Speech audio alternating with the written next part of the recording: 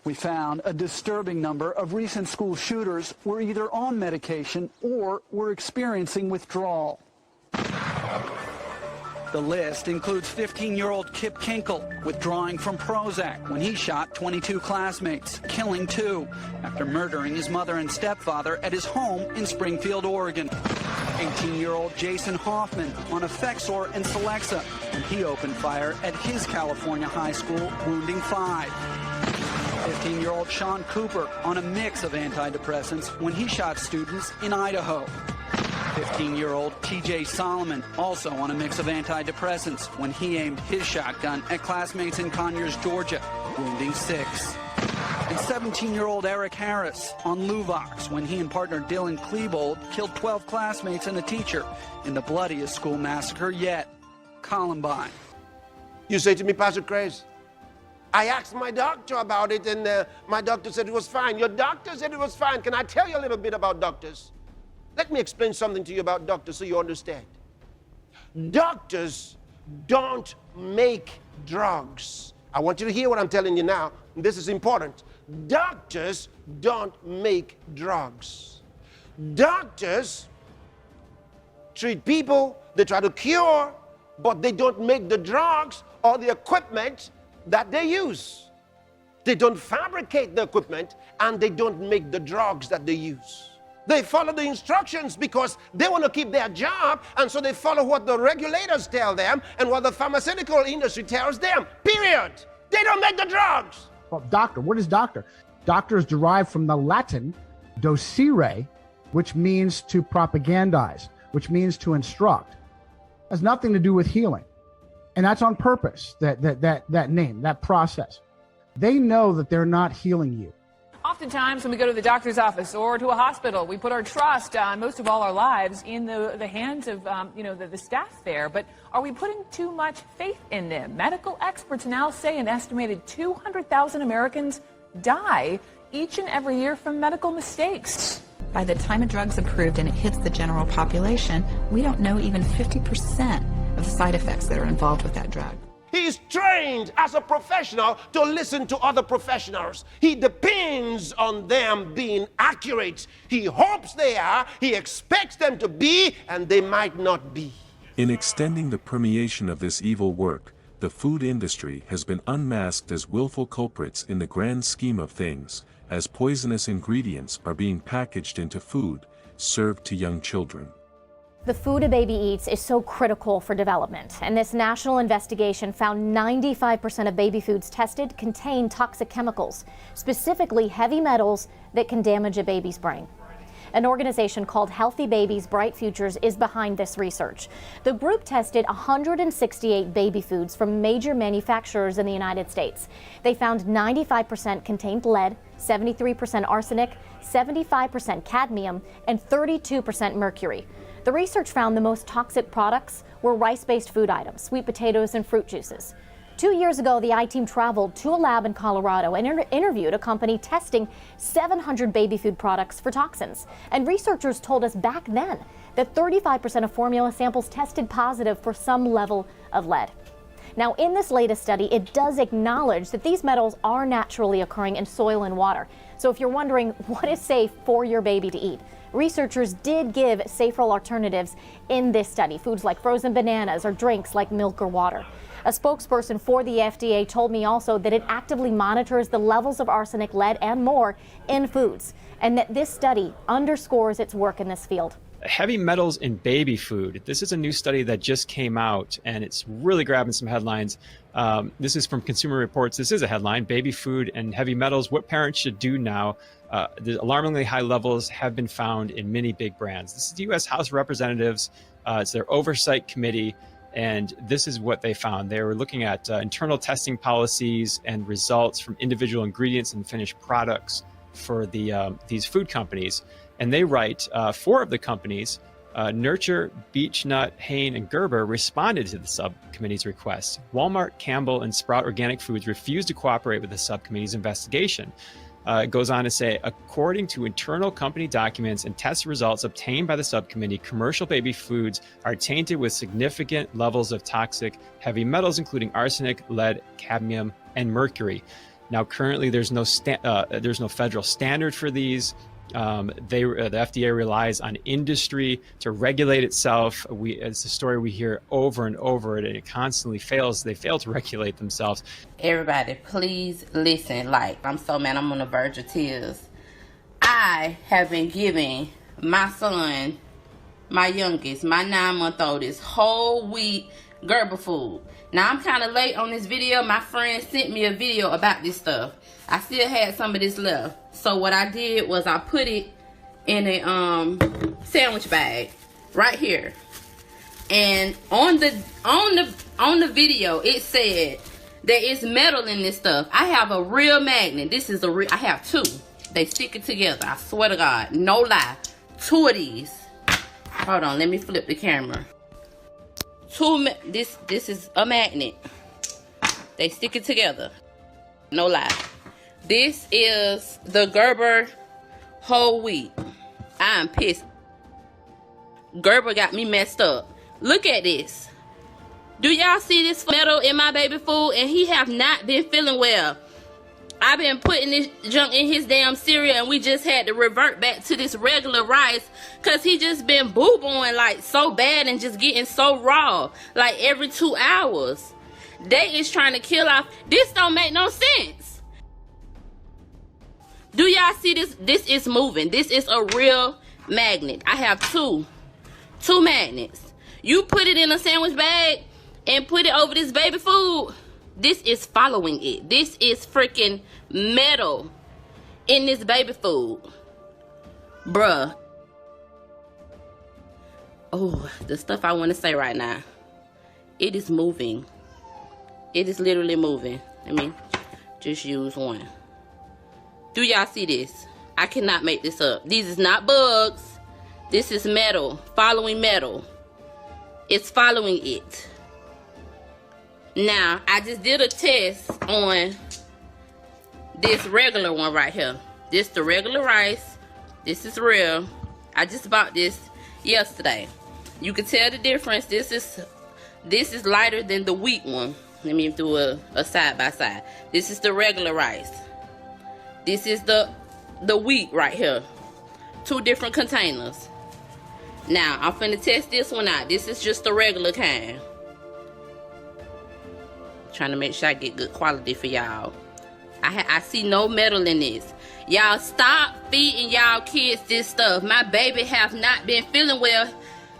He not sick or nothing, but he have been using the bathroom. He have been boo-booing like crazy. Like, and I'm like, dang, what done changed? But I realized I started giving him the whole wheat instead of the rice, and so I went and got him rice. This junk is just, it's crazy, y'all. Y'all got to stop feeding y'all baby this stuff, for real. Get some real food. Make y'all churn y'all own stuff.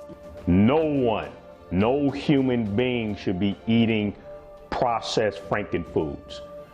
Your baby should be breastfed, and then as they're weaning off the breast, you buy whole fresh fruits and vegetables and you make baby food with it. And we have plenty of devices that you can use to make your own baby food.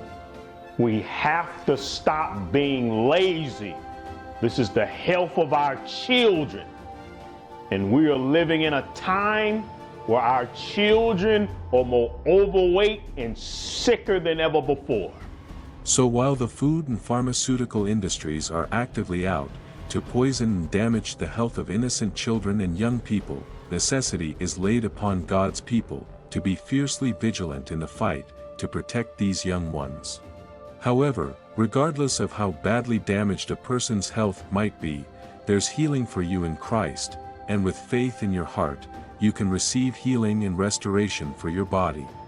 For it is just as the Lord Jesus said, "If you can believe, all things are possible to him who believes." Mark 9 verse 23.